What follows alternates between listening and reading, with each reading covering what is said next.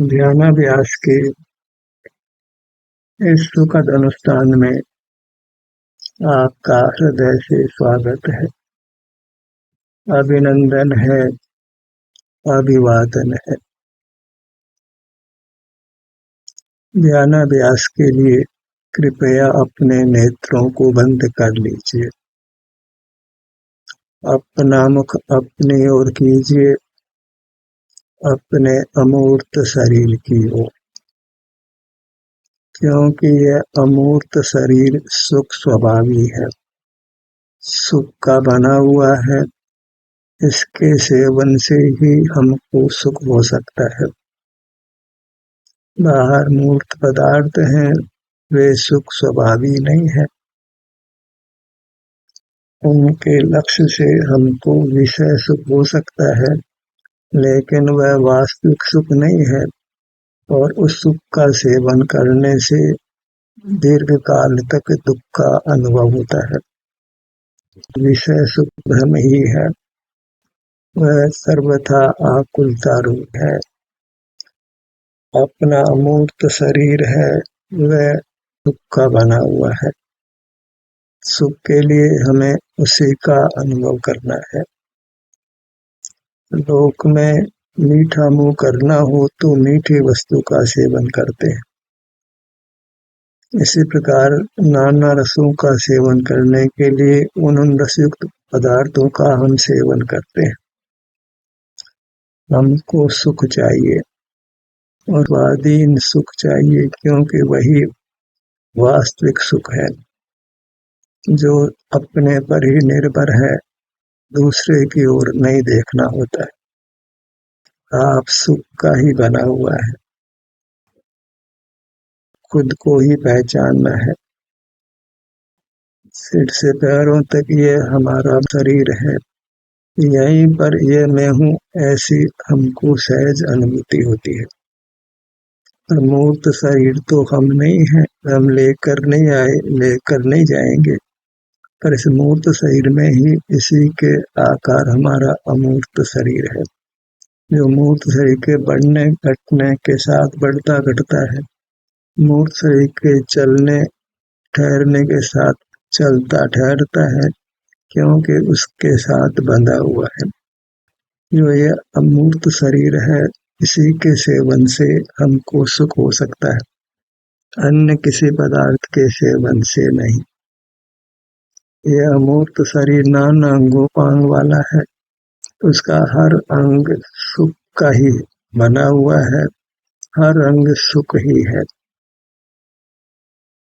भले उसको हम सुख नाम से नहीं जानते हैं, उसके नाम अलग अलग हों, पर वे सब सुख के ही पर्यायवाची शब्द जानो। सुख की बनी हुई वस्तु सुखी होती है। सब अंगोपांग सुख के बने हुए हैं, उनको हमें सुख ही जानना चाहिए। किसी भी अंग का हम नाम लें तो वह अंग सुख को कहता है। उस अंग को लक्ष्य में लिया जाए तो हमको सुख मिलता है और हमें सुख ही चाहिए। तो अपने अंग का नाम सुना अर्थात सुख का ही नाम सुना, सुख वाली वस्तु का नाम ही सुना, तो हमें उस अंग को लक्ष्य में लेकर सुखी हो जाना है। काम इतना ही है, मोक्ष मार्ग इतना ही है, इतने से ही हमको शाश्वत मोक्ष मिल जाना है। ध्यानाभ्यास में हम यही करते हैं, अपने अंगों का नाम लेते हैं और उन अंगों पर अपने ध्यान को ले जाते हैं। वे अंग सुख ही हैं, उनके लक्ष्य से हमें सुख मिलना है, हम सुख ही चाहते हैं। हमारे लिए तो सुखदायक वस्तु हमारे अंग उपांग ही है। सुख चाहते हैं तो हमारे लिए अंग उपांग ही सर्वस्व है। इसके अलावा कोई वस्तु हमारे सुख के लिए प्रयोजनभूत नहीं है। सुख के लिए प्रयोजनभूत हमारे अंग उपांग ही हैं, वे सुख ही है, सुख के अलावा कुछ भी नहीं है। स्वयं सुख ही है, सुख के ही बने हैं, सुख ही देते हैं। सुख ही हम चाहते हैं तो हमें बस अपने अंगों तक सिमट जाना है और पूर्ण सुखी हो जाना है और किसी पदार्थ का ग्रहण नहीं करना है, क्योंकि और किसी पदार्थ से सुख कदापि नहीं मिलना है। सुखदायक वस्तु एक ही है, वह नाना अंग उपांग वाली होने से वह सुख नाना अंग उपांग रूप से कहा जाता है। किसी भी अंग का नाम लिया जाए तो वह सुख का ही नाम जानना है। हम सुख चाहते हैं तो उस अंग का नाम सुनकर हमें उससे युक्त होकर सुखी हो जाना है। सुखी होने का मार्ग अर्थात मोक्ष पाने का मार्ग इतना ही संक्षिप्त है। यह ज्ञान का कोई काम नहीं है। कोई ज्ञान कर तो लोक में धन की कमाई की जाती है, विषय सेवन के लिए उसको उपयोग में लिया जाता है, पर यहाँ कोई विषय सुख नहीं लेना है, क्योंकि वह वास्तविक सुख नहीं है। सुख के लिए ज्ञान का कोई काम नहीं है।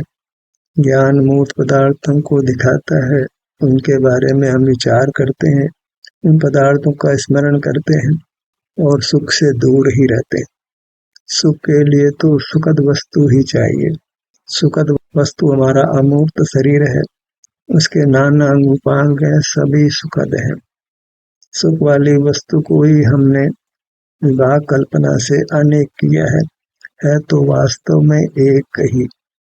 तो हमें केवल अपने अंग उपांगों को ही सुखदाता मान करके उन अंग उपांगों से युक्त होकर सुखी होना है। इतना ही जैन शासन का सार है। शरीरम को अर्थम स्वरूपम, शरीर जो अमूर्त है, हमारी रचना है, वह हमारा स्वरूप है और वह सुख स्वभावी है, तो उससे युक्त होकर हमें सुखी हो जाना है। एक ही काम है, उसी की पुनरावृत्ति करना है, अपने अंग उपांगों का स्मरण करना है, उनको सुख रूप मानना है और उनसे युक्त होकर सुखी हो जाना है। मिश्री सामने हो, मुंह मीठा करना हो, अब मिश्री का सेवन करना है। ऐसे ही पांव से मस्तक तक ये सुख स्वभावी वस्तु मौजूद है, हमें सुख चाहिए तो उस वस्तु का सेवन करना है, अर्थात उसके सन्मुख होना है। जड़ पदार्थों के भी हम सन्मुख ही होते हैं, उनको ज्ञान का विषय बनाते हैं। हम बाह्य पदार्थों को छोड़कर अपनी अमूर्त काया का अनुभव करते हैं, अनुभव रूप विषय करते हैं। सुख अनुभव में आता है तो हमारी वस्तु को हम सुख के अनुभव रूप से ग्रहण करते हैं। बाह्य पदार्थ को विषय सुख रूप से ग्रहण करते हैं।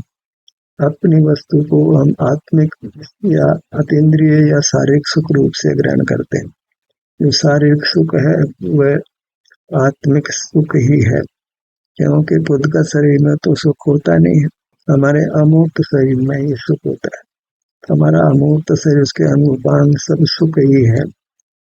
किसी भी अंग का नाम लें तो उस नाम का अर्थ नहीं करना है, हमें तो उसको सुख देखना है, क्योंकि अनेक अंग तो नाम हमने अनेक दिए हैं, सरकार की ओर से नाम दिए गए हैं। अंगों को किस रूप से काम में लेते हैं, उस रूप से नाम दिए गए हैं। पर यहाँ मोक्ष मार्ग में अपने अंगों को उनके बाह्य कार्यों से नहीं लेना है, वे सुखदाता है, इस रूप से ग्रहण करना है। अपने अंगों को जब नेत्र बोला तो देखने वाले नेत्र ऐसा नहीं लेना। नेत्र माने आनंद, नेत्र माने सुख। कानों के भाग पर आते हैं तो कानों को इस रूप में नहीं देखना है कि इनसे हम सुनते हैं। कानों से हम सुख का अनुभव करते हैं, नेत्रों से हम सुख का अनुभव करते हैं, नासिका से हम सुख का अनुभव करते हैं, जिह्वा इंद्रिय से हम सुख का अनुभव करते हैं, स्पर्श इंद्रिय से हम सुख का अनुभव करते हैं, हाथों से हम सुख का अनुभव करते हैं, पैरों से हम सुख का अनुभव करते हैं। अपने उपांग को जिस रूप से हमने काम में लिया है उससे तो मोक्ष मार्ग होता नहीं है। हमें उन अंगों को अनुभव रूप काम में लेना।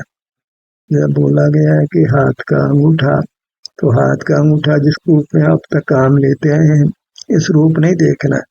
हाथ का अंगूठा माने सुखदाता अंगूठा, तो आपका ध्यान फिर अंगूठे पर खुशी से जाएगा, क्योंकि हम सुख चाहते हैं। तो अंगूठा कह करके अंगूठा मात्र नहीं देखना है, सुख देखना है।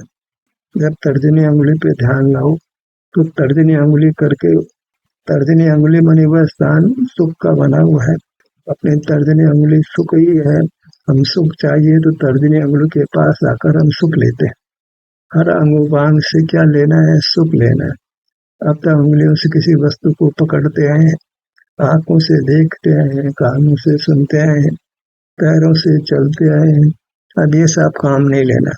अब तो सब अंगों को सुख देखना है, उनके लक्ष्य से सुखी होना है। हम अब तक हमारी अमूर्त काया का दुरुपयोग कर रहे थे, इनसे विषय सुख लेने का प्रयत्न कर रहे थे, पर विषय सुख तो कदाचित कुछ मिला, दुख बहुत मिला। हमारे अमूर्त शरीर को, उनके अंगोपांगों को जो अन्य काम में ले रहे हैं, उन सब कामों को बंद करना है। पूरी अपने काया को सुख देखना है, इसका हर भाग सुख ही है। चाहे वो नासिका हो, नेत्र हो, कान हो, हाथ हो, अंगुली हो, अंगूठा हो, टखना हो, घुटना हो, सब सुख के ही नाना नाम है। हर अंग को सुख रूप से देखना है। जिस रूप से हम देखते आए हैं उस रूप ही देखते रहेंगे तो मोक्ष मार्ग कभी बनने वाला नहीं है। जिस रूप से हम अमूर्त शरीर को काम में ले रहे हैं उस रूप से हमें अपने अमूर्त शरीर को काम में नहीं लेना है। पूरे अमूर्त शरीर को, उसके हर अंग को, हर भाग को केवल सुख रूप से ग्रहण करना है। हर अंग सुख ही है, नाम अनेक है, उसका भाव सब सुख ही है। चाहे कोई भी अंग हो, सिर से पांव तक कोई भी अंग हो, नाम अनेक है, सुख के बने हैं, सब सुख ही है। मिठाई को कोई भी आकार देते हैं तो नाम भले अलग देते हैं, पर वास्तव में वो सब मिठाई है। ऐसे ही हमने अपने शरीर के नाना नाम दिए हैं, ध्यान में नाना नाम लेते हैं, पर आपका ये दायित्व है, कर्तव्य है कि आपको उन अंगों को जिस अर्थ में हम अब तक काम में लेते आए हैं उस रूप में नहीं देखना है। अब उन सब अंगोपांगों को आपने सुख देखना है।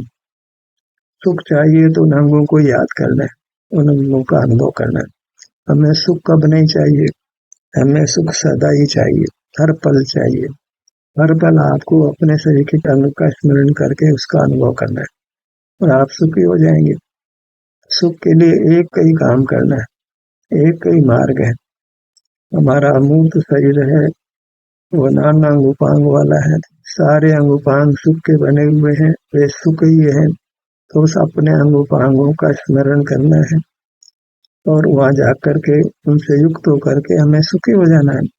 सुखी होते हैं तो दुख नहीं होता है, और वहां से युक्त होते हैं तो फिर शब्द भी नहीं रहता है, फिर सुख ही रह जाता है। मिश्र को मुंह में लिया तो मिठास ही रहती है, मिश्र का विकल्प खत्म हो जाता है। ऐसे अपने ध्यान को हम सीने के भाग पर लाए, पेट के भाग पर लाए, तब सीना और पेट नहीं रहा, अब सुख ही रह गया, शांति रह गई, आनंद ही रह गया। आनंद की जो कामना है उसकी पूर्ति हो गई।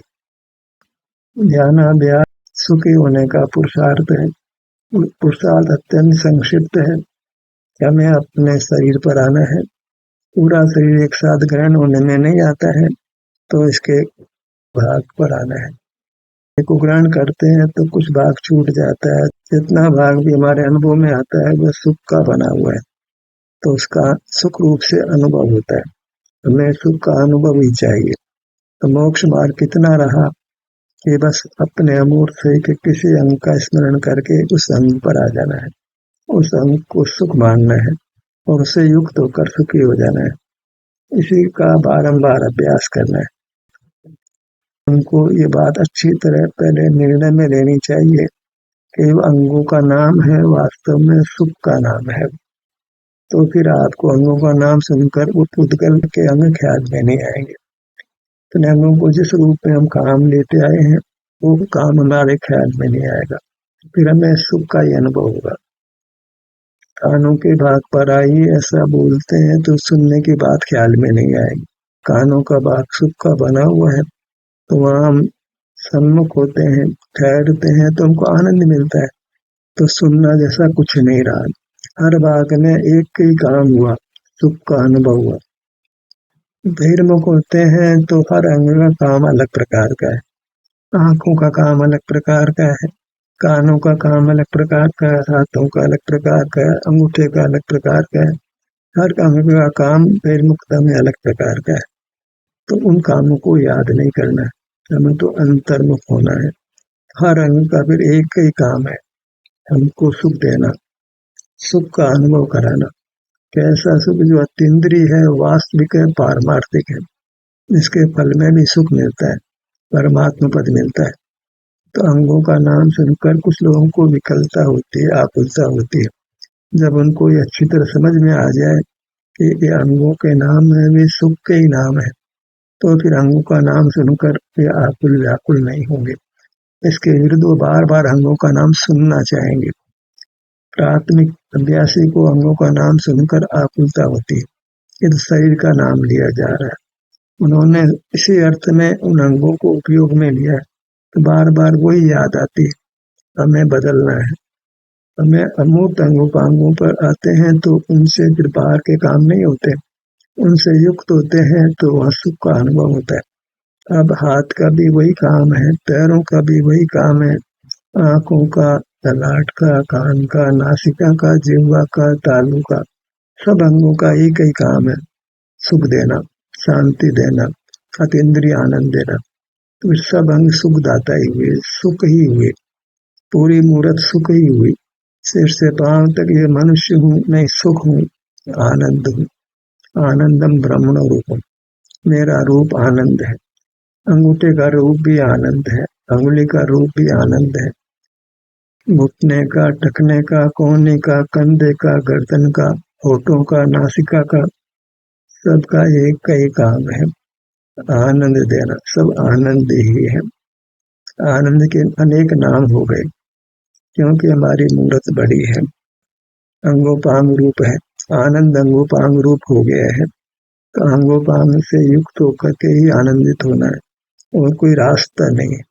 आनंद चाहिए तो आनंद देने वाली वस्तु चाहिए, जिसका सेवन करके आनंद हो। तो हमारी पूरी मूर्त आनंद ही है, इसे किसी भाग का सेवन करें आनंद ही होगा।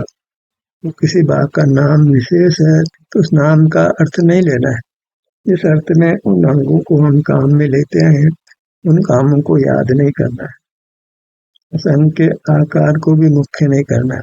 अब हमारे लिए हर अंग आनंद है, वो काम जो इनसे लेते आए हैं उसको याद नहीं करना है, आकृति को भी याद नहीं करना है। इस रूप से हम अंगों को आकृति मुख्य करके देखते थे, जिस काम के लिए उन अंगों को काम में लेते थे उस रूप से अंगों को याद करते थे। अब वह सब नहीं करना है। आंखों को याद करते थे देखने के लिए, कानों को याद करते थे सुनने के लिए, हाथों को याद करते थे वस्तुओं को उठाने धरने के लिए। अब वह सब काम में नहीं लेना। अब तो हर अंग आनंद लेने के लिए है, सुखी होने के लिए, अतीन्द्रिय सुख पाने के लिए। अब शरीर का अर्थ ही बदल गया। एक शरीर था मूल, जिसके सारे हम लौकिक काम करते थे। अब एक आभ्यंतर शरीर है, उससे लौकिक काम नहीं करते हैं, उससे आनंद लेते हैं, अतीन्द्रिय सुख भोगते हैं, दुखों का नाश करते हैं, निर्विकल्प होते हैं, चाह रहित होते हैं, वीतराग होते हैं, निष्कंप होते हैं, निर्विकल्प होते हैं, स्वस्थ होते हैं। हम स्वास्थ्य चाहते हैं, सुख चाहते हैं, आकुलता नहीं चाहते हैं, राग द्वेष नहीं चाहते हैं, किसी प्रकार का कोई भी दुख नहीं चाहते हैं। तो ऐसी वस्तु चाहिए जिससे किसी प्रकार का दुख नहीं हो, अभी तो उत्तम सुख का अनुभव हो, तो सर्वांग सुखमय हो, किसी भाग का अनुभव करे हमें सुख का ही अनुभव। तो वस्तु है हमारा अमूर्त शरीर है, यही आराध्य है, यही हमारे लिए भगवान आत्मा है, यही आनंद दाता है, यही प्रभु है, यही ईश्वर है, विभु है, सब कुछ यही है। इसके अलावा कोई वस्तु हमारे हित की नहीं है। जैसे हमारा किसी शहर में एक मकान हो, और भी बहुत मकान हो, पर हमारे लिए तो वही मकान है, वहीं हम जाकर के विश्राम पाते हैं। सुख के लिए हमारे लिए एक ही वस्तु है, वह हमारा अमूर्त शरीर है, उसके अंग उपांग है, वहीं आकर हमको सुख मिलने वाला है। तो हम वहीं जाकर के हम रहते हैं, तो हम सुख का अनुभव करते हैं। उसी को हम ध्यानाभ्यास नाम देते हैं। ध्यानाभ्यास में भले हम विस्तार कितना ही करते हो, पर वो विस्तार की कोई आवश्यकता नहीं है, समझने के लिए विस्तार करते हैं। अन्यथा तो अंग का नाम सुन करके ये अंग सुख का बना हुआ है, उससे युक्त होकर हम सुख भी होने लगते हैं, निर्विकल्प हो जाते हैं, शांति का अनुभव होता है। और इस प्रकार करते करते हमें पूर्ण सुखी हो जाना है। जब सुख होता है तो दुख नहीं होता है। तो करना ये रहा कि हमें अंग उपांगों पर बने रहने का प्रयत्न करना है, अंग उपांगों का ही बारंबार स्मरण करना है, बारंबार अपने ध्यान को अपने अंग उपांगों पर लाना है, यही विचरण करना है। चित्त चंचल होता हूँ तो इन्हीं अंगों में फेर बदल कर लेना, एक अंग से दूसरे अंग पर चले जाना, पर रहना अपने अंगों पर ही है। कारण कि अंगों के अलावा दूसरे ने किसी ने सुख देना ही नहीं है, न परिजनों ने देना है, न मित्रों ने, न किसी भगवान ने, न मंदिर ने, न तीर्थ ने, न शास्त्र ने। सुख केवल हमको हमारे शरीर में देना है, वही सुख का बना हुआ है। वो शरीर सबसे बाह्य शरीर नहीं ग्रहण करना है, अपना आभ्यंतर शरीर, उसके नाना उपांग से नाना काम करते हैं, वो नहीं करना है। सब अंगों का एक ही काम, सुख देना, उससे हमको सुख लेना, अन्य कोई कार्य नहीं रहा। हम सुख ही चाहते हैं और कुछ चाहते भी नहीं। सुख वाली वस्तु हमको मिल गई, मनुष्य आकार मिल गई, नाना उपांग वाली मिल गई। नाना उपांग रूप है, किसी भी अंग उपांग पर हम जा सकते हैं। तो हम अंग उपांग पर जा रहे हैं, माने सुख के स्थल पर जा रहे हैं, सुख देने वाली वस्तु के पास जा रहे हैं। तो उन अंगों का स्मरण करें, उन अंगों पर अपने ध्यान को लेकर जाएं और सुखी हो जाएं। अब इसमें कोई नए प्रमाण निक्षेप, द्रव्य गुण पर्याय, इस सब कुछ याद करने की आवश्यकता नहीं है। कोई क्रियाकांड करना, उसकी भी कोई आवश्यकता नहीं रहती। सुख चाहते हैं तो सुख वाली वस्तु का सेवन कर लें, बात पूरी हो गई। अब कुछ विकल्प याद करना नहीं है। सुख चाहते हैं, सुख वाली वस्तु हमारे अंग उपांग है, उन अंग उपांगों का स्मरण हम कर सकते हैं, क्योंकि हमको वह अनुभूत है। उन अंगों में हमने सुख दुख का अनुभव किया है, आज भी होता है। बस उन अंग उपांगों पर जाते हैं तो दुख नहीं होगा, सुख होगा। कदाचित अभी शारीरिक दुख हो सकता है, क्योंकि पूर्व में हमने अन्यत्र सुख पाने का प्रयत्न किया है, उस कारण से ही कर्म बंद हुआ है। अगर बाहर के पदार्थों से सुख पाने का प्रयत्न नहीं किया होता तो सर्वांग में हमको सुख का ही अनुभव होता, हर भाग सुख ही देता। वास्तव में तो फिर अंगोपांग रचना ही नहीं होती। अब ये तो अंगोपांग रचना हुई है, पर उस सबको अब सुख रूप से देखना है। अंगोपांग जिस रूप से हम काम में लेते हैं, उस रूप से हमको काम में नहीं लेना, सुख पाने के लिए काम में लेना।